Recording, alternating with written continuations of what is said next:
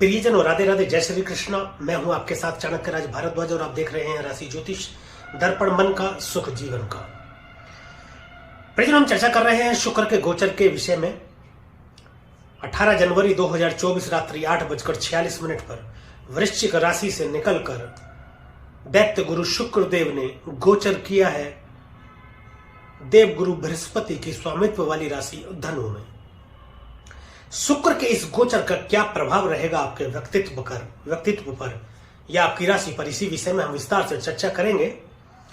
लेकिन उससे पहले एक वृत्तांत मैं आपको सुनाना अति आवश्यक समझता हूं, जिससे आपको थोड़ा समझने में आसानी होगी। तो बात बहुत पुरानी है, युगों पुरानी कह सकते हैं। महान एक ऋषि हुए जिनका नाम था भृगु।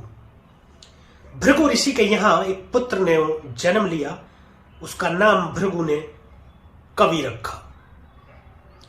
कवि बाल्यावस्था को पार कर रहा था तो शिक्षा योग हुआ, तो भृगु ऋषि ने उसको शिक्षा ग्रहण करने के लिए एक महान ऋषि अंगिरस के आश्रम में भेज दिया।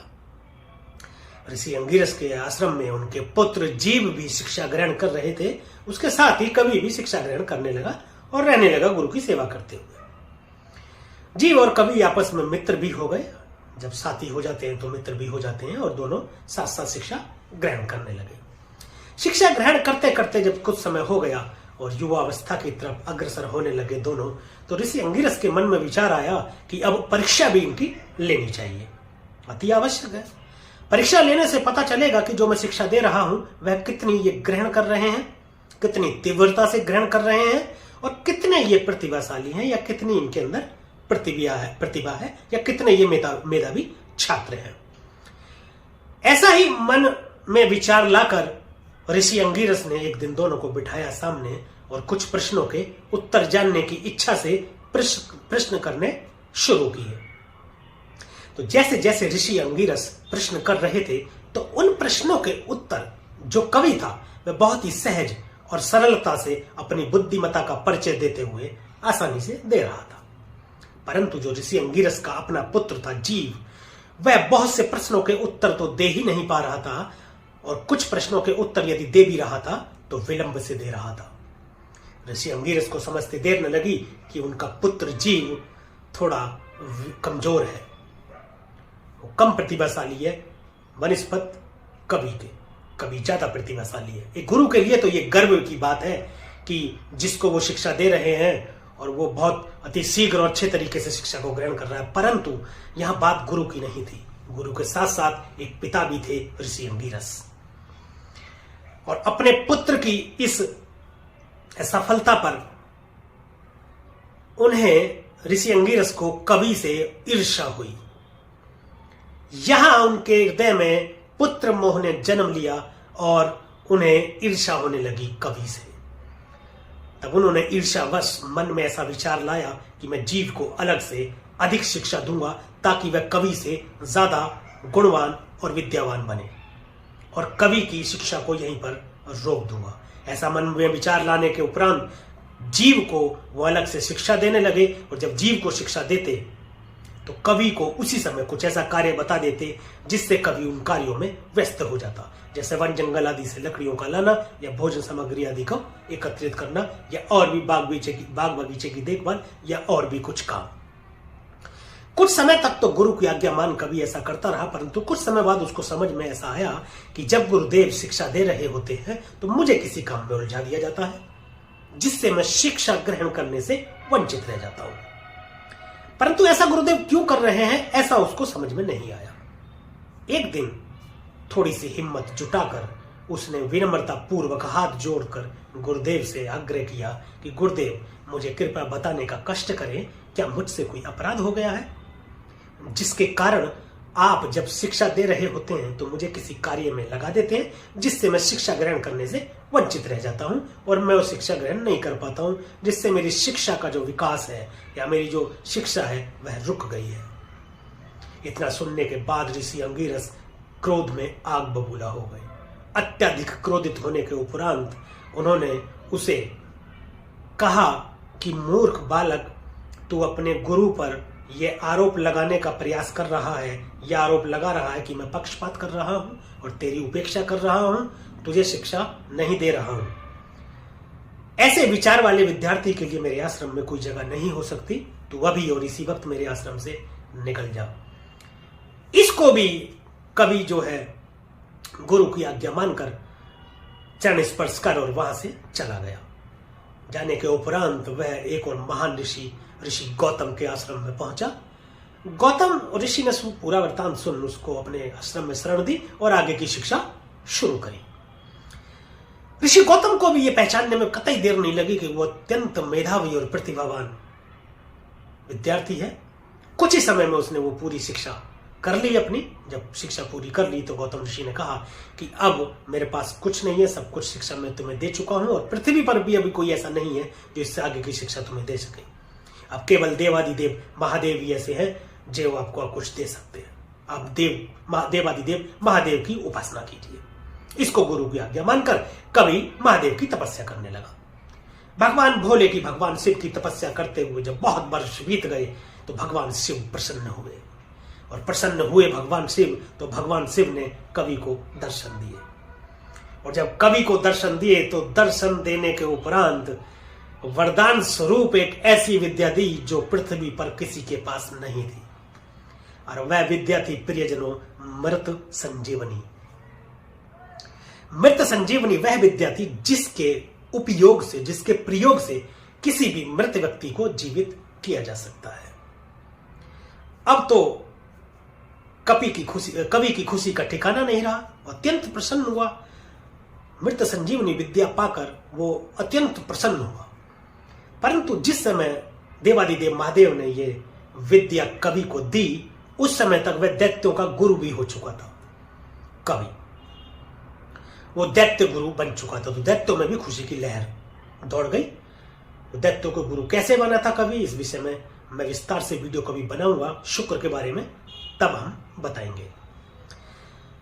दैत्यों में भी खुशी की लहर दौड़ गई कि हमारे गुरु के पास एक ऐसी विद्या आ गई है जिससे वो मृत को जीवित कर सकते हैं। अब तो वो चारों तरफ अपना अधिकार जमाने की लालसा से और मार काट मचाने लगे और युद्ध आदि करने लगे, क्योंकि उनमें से जब भी कोई दैत्य मृत्यु को प्राप्त होता तो उनके गुरु कवि उसको जीवित कर देते थे। इस प्रकार उनकी संख्या कभी घटती नहीं थी, बढ़ती ही थी। ऐसा मन में विचार लिए उन्होंने सोचा क्यों ना देवताओं पर आक्रमण करके उनको भी अपने अधिकार में ले लिया जाए, ताकि सभी लोगों पर, तीनों लोगों पर हमारा अधिकार होगा और देवता आदि भी हमारे अधीन होंगे। ऐसी मनसा से उन्होंने देवताओं पर आक्रमण करा और भीषण युद्ध देवताओं और दैत्यों के बीच छिड़ गया। अब देवता जितने भी दैत्यों को मार गिराते उन सभी को उनके गुरु कवि जीवित कर देते। इससे परेशान होकर देवता देवादिदेव महादेव के पास पहुंचे और सुरक्षा की गुहार लगाते हुए पूरा वृत्तांत कह सुनाया। भोलेनाथ को यह समझते कतई देर नहीं लगी कि उनकी दी हुई विद्या का दुरुपयोग हो रहा है। इसके समाधान के लिए भोले शंकर ने अपना आकार बढ़ाया, बहुत आकार बढ़ाया और कवि को उठाकर मुंह से निगल लिया। अब कवि पेट में चला गया। वह मृत संजीवनी विद्या कार्य नहीं कर सकती थी, क्योंकि उसके लिए पेट से बाहर आना आवश्यक था। उसने अपनी फिर बुद्धि का प्रयोग करा। बुद्धिमत्ता का परिचय देते हुए वो वहीं पर पेट में बैठकर और शिव जी की आराधना करने लगा। वो शिव जी की उपासना शुरू कर दी। वर्षों तक वहीं बैठकर शिव जी की उपासना करते करते जब उसे बहुत समय हो गया तो भोलेनाथ भी प्रसन्न हुए बिना नहीं रह सके। भोले शंकर बोले, अद्भुत भक्त है मेरा, अजीब भक्त है मेरा, मैंने इसको निगल लिया है और ये मेरे पेट में बैठकर मेरी ही आराधना कर रहा है। अति प्रसन्नता के चलते उन्होंने उसे अपने पेट से बाहर निकाला और एक बहुत बड़ा आशीर्वाद उनको दिया। भोलेनाथ बोले कि आज से तुम कवि नहीं शुक्राचार्य के नाम से जाने जाओगे और तुम्हें नवग्रह में स्थान मिलेगा। इस तरीके से बालक कवि शुक्राचार्य कहलाया और नवग्रह में स्थान पाया। ये थी कहानी बालक कवि की शुक्राचार्य बनने की। और आकाश मंडल में जो सबसे अधिक चमकदार सितारा आप देखते हैं वह है शुक्र ग्रह। ये वृत्तांत मैंने आपको इसलिए सुनाया, ये वृत्तांत सुनाने का मेरा अभिप्राय इतना था कि शुक्र ग्रह कौन है। और अब बात करता हूं मैं जीव की, जो कि अंगिरस के पुत्र थे जीव, जिसकी चर्चा भी हमने वृत्तांत में की वह देवगुरु बृहस्पति हुए। तो हम बात कर रहे हैं शुक्र के गोचर के प्रभाव की, और शुक्र के गोचर के प्रभाव की बात करते हुए आज जिस राशि के विषय में हम चर्चा करेंगे विस्तार से प्रियजनों, वह है कुंभ राशि। तो प्रियजनों मेरे साथ बने रहिएगा अंत तक, कहीं मत जाइएगा, अपनी मोबाइल की स्क्रीन को छोड़कर नजरें गड़ाए देखते रहिएगा, मिस मत कीजिएगा, बिल्कुल भी स्किप मत कीजिएगा, क्योंकि मैं बताने वाला हूं कुंभ लगन और कुंभ राशि के जातकों पर शुक्र के गोचर का क्या प्रभाव रहने वाला है। और साथ ही वीडियो के अंत में मैं कुछ ऐसे उपाय भी बताऊंगा जिनके माध्यम से शुक्र की नकारात्मकता को कुछ हद तक सकारात्मकता में परिवर्तित किया जा सकता है और सकारात्मकता को कुछ हद तक बढ़ाया भी जा सकता है। तो चलिए परिजनों शुरू करते हैं, देर नहीं करते। आपकी राशि से जो शुक्र गोचर कर रहे हैं वह कर रहे हैं 11वें भाव में, लाभ भाव में। 11वां भाव इनकम का भाव है, धन का भाव। परिजनों 11वां भाव इनकम का वह भाव है जो आप अपनी एफर्ट से कमाते हैं, स्वयं कमाते हैं, वह 11वें भाव से देखते हैं। 11वां भाव इच्छा पूर्ति का भाव है, लाभ का भाव, बिजनेस, व्यापार, बड़े बुजुर्गों का भाव 11वां भाव है। आपकी कोई भी इच्छा पूर्ण हो जाएगी इस दौरान, जो शुक्रदेव यहां पर विराजमान, सभी इच्छाएं आपकी पूरी कर देंगे। जो भी इच्छा आपकी थी, कोई भी इच्छा हो सकती है, आपका मकान बनवाने की इच्छा हो सकती है, घर बनवाने की इच्छा हो सकती है, कुछ गाड़ी लेने की इच्छा आपकी हो सकती है, विवाह की इच्छा हो सकती है, धन सम्मान यश कीर्ति में आपकी वृद्धि होगी, सामाजिक मान प्रतिष्ठा में आपके बढ़ोतरी होगी, समाज में लोग आपको पहचानेंगे, लोगों में आपकी पहचान बनेगी, आप एक आकर्षण का केंद्र बने रहेंगे। इस दौरान लोग आपसे मिलने की कोशिश करेंगे, लोग आपसे जुड़ने की कोशिश करेंगे, आपके व्यापार से जुड़ने की कोशिश करेंगे। आप जो भी व्यापार करते हैं उस व्यापार के साथ जुड़ने की कोशिश करेंगे लोग। उच्च पदस्थ प्रतिष्ठित व्यक्तियों से आपकी भेंट होगी जो आपके लाभ का कारण बनेंगे आपके व्यापार में, या आपके लिए शुभ सिद्ध होंगे। ऐसे लोगों से आपकी मुलाकात होगी, सामाजिक मान प्रतिष्ठा में आपकी वृद्धि होगी। अब बात करते हैं, शुक्रदेव आपके चतुर्थ भाव के स्वामी बने हैं और आपके भाग्य भाव के स्वामी बने हैं। अद्भुत संयोग है ये। सुख भाव के स्वामी, भाग्य भाव के स्वामी लाभ भाव में बैठ गए।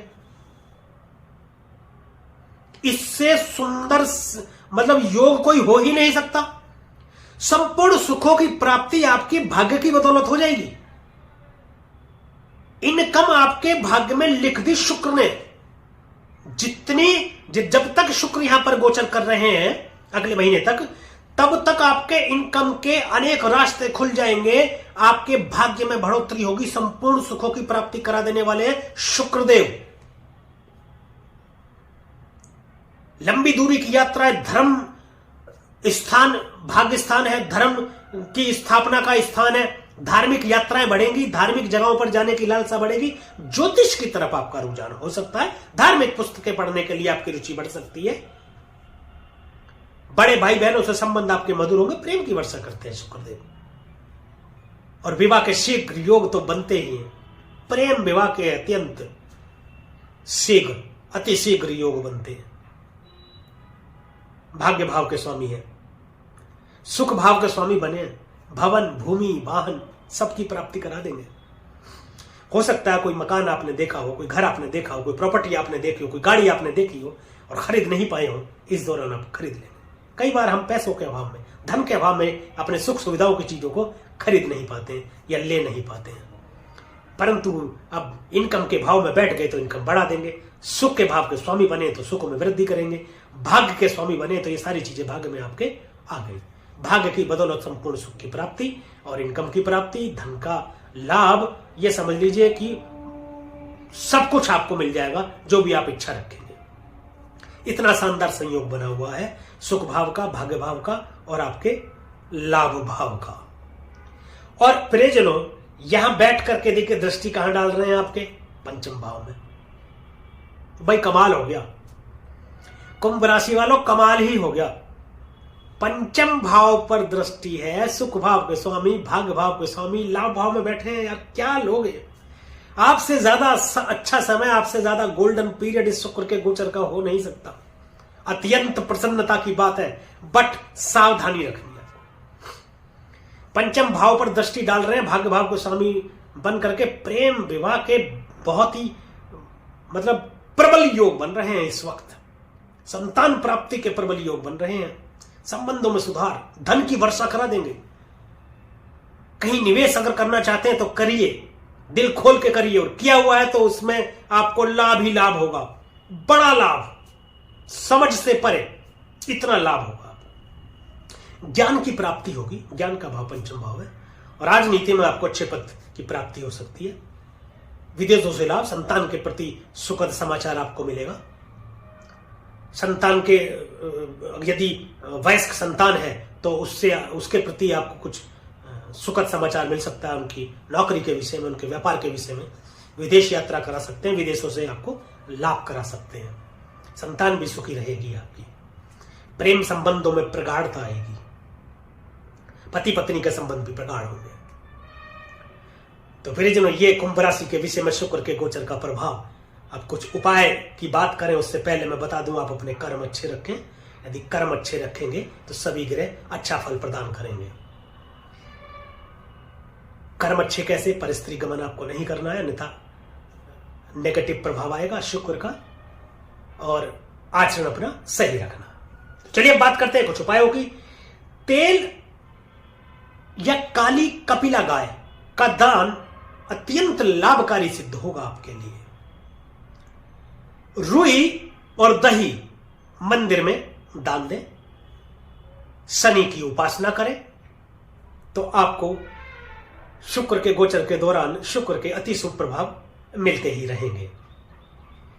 प्रियजनों, ये वीडियो यदि आपको अच्छी लगी हो, दी गई जानकारी से आप संतुष्ट हो, आपको पसंद आई हो, तो वीडियो को कृपया लाइक करें, शेयर करें, और कमेंट में हमें जरूर बताएं कि जो गोचर हमने फलित किया है, आप यदि ये अपनी जन्म कुंडली पर अप्लाई करते हैं तो कितना वो सटीक बैठता है। दूसरा, यदि किसी और विषय पर आप वीडियो चाहते हैं तो कमेंट में जरूर हमें लिखें, हम उस विषय पर वीडियो बनाएंगे। और हमारे YouTube चैनल को सब्सक्राइब करें तथा बेल आइकन बटन को भी दबाना ना भूलें, ताकि इसी प्रकार की और भी महत्वपूर्ण जानकारियां आपको समय पर मिलती रहे। और मैं लेके आ रहा हूं आपके लिए मासिक राशिफल के रूप में फरवरी 2024 का मासिक राशिफल। तो YouTube चैनल को सब्सक्राइब और बेल आइकन बटन को जरूर दबाइएगा ताकि आपको ये समय पर मिल जाए। अब मुझे दीजिए आज्ञा, आज के लिए अभी के लिए बस इतना ही। मिलेंगे अगले वीडियो में, एक और राशि के विषय में चर्चा करेंगे, शुक्र के गोचर के प्रभाव के बारे में। तब तक के लिए प्रियजनों और राधे राधे, जय श्री कृष्णा। और आप देखते रहिए राशि ज्योतिष, दर्पण मन का, सुख जीवन का।